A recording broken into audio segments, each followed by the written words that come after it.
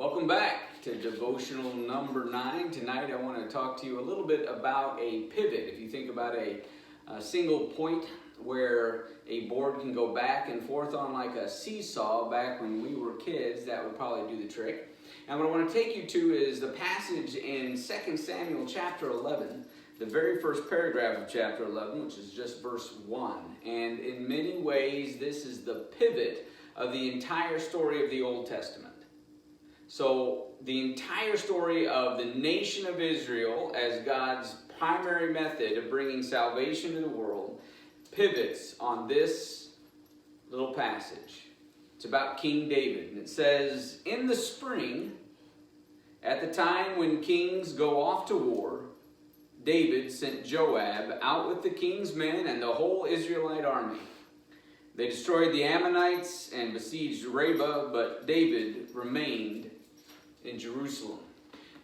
Now, up until this point, in many ways, you're having the accomplishment of the nation of Israel. Under David, they've been united, the northern tribes and the southern tribes, and they're all underneath the one monarch who is David, instituted by God, and through whom his throne has been promised to be established for all generations, and through whom eventually Jesus Christ would come in that lineage.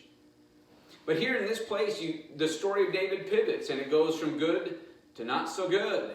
And David is seen as not doing what kings should be doing at that time frame. Now, whatever your views on war may or may not be is irrelevant to the literary pivot that's happening here. Because in the text, it's described very clearly that at the time when kings go to war, David didn't. David remained in Jerusalem. And it's within this story then that we go right into David being on top of his palace, looking down on the city of Jerusalem, and despises Bathsheba, doing what she's supposed to be doing, going through her ritual cleansing after her time of the month. And because he's up high enough, he can see down in between the fences behind the houses and whatnot, the walls. And he sees her, and she's beautiful, and he takes her. In fact, in some translations, he forcibly takes her, i.e. rapes her. So this then pivots down into adultery, into lying about that adultery, and about trying to get Uriah, Bathsheba's husband, to lay with her while he's home on furlough, if you will, from the war.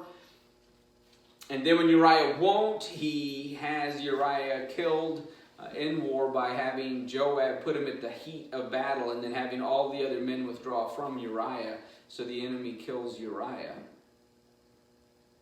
Bad. In many ways, though, the story of the nation of Israel pivots on this one section. The whole Old Testament pivots on this section. And the interesting thing is this dovetails so perfectly with what my mama used to tell me, and that is, Jonathan, idle hands are a devil's workshop. Now, I'm sure she didn't sound quite like that. I remember it sounding somewhat like that, but she's absolutely right. That old adage, that old cliche is absolutely right. Idle hands are the devil's workshop. David wasn't doing what kings are supposed to be doing. Now comes the rub. Are we doing what we're supposed to be doing? Because I find in many ways the best method of not doing what I shouldn't do, those big sins, if you will, is to be about the work I'm supposed to be about. Doing the things I'm supposed to do. Because if I'm busy, if I'm productive, if I'm doing those things that are on my list that need to get checked off, then time moves and I'm feeling better and better about what I'm accomplishing. But also at the end of the workday, at the end of the day in many ways, I'm able to then relax, to enjoy some leisure, to recreate in a healthy way. If, however, you're not doing what you're supposed to be doing, boredom comes in, and the devil then uses your idle hands to move you from not just not doing what you're supposed to be doing to doing what you're not supposed to be doing. The best way to avoid sin is to be focused on doing the tasks that God has set in front of you to do. Now, earlier in the week, I asked you to create a list of things you're going to do each day, or at least attempt to do each day, and one slightly larger project or task that you're going to do over the course of the week. My dailies were primarily outside things, and the weather was bad, and so I've gotten one of those done. I'm getting ready as soon as the filming of this video is over to go out and try to catch up on a couple of other things. But I did manage to get my big task done already this week. And I'll tell you what, being dutiful about your to-do list not only accomplishes great things, but an even better thing is it keeps you from falling into the pit of sin. It keeps you from doing things you bloody well know you shouldn't do. Now,